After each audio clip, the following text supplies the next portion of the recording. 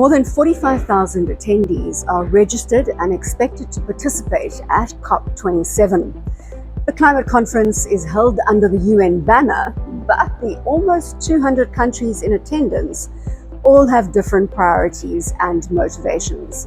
A common denominator is, of course, the issue of money. It's particularly about the gap between rich nations who caused the climate crisis and poor ones who are the most vulnerable to it. At this African COP, for the first time since the adoption of the UN Climate Convention, parties have agreed to introduce loss and damage funding as an agenda item at the climate conference. The bottom line is that developing nations want to be compensated for the loss and damage inflicted upon them as a result of the climate crisis that developed nations are responsible for causing.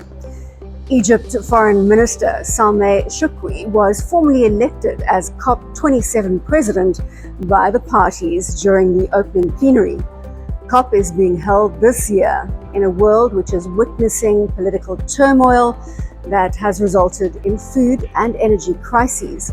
However, the newly elected COP president said these challenges should be no reason to delay our collective effort to fight climate change.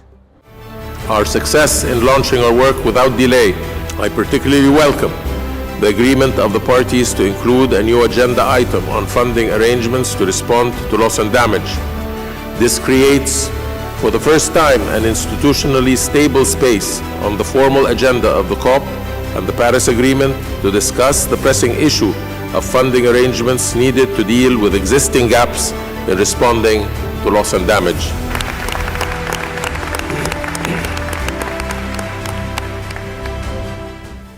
Nedbank, in partnership with BizNews and the Nielsen Network, will be bringing you daily coverage from COP27, Sharm el Sheikh, Egypt.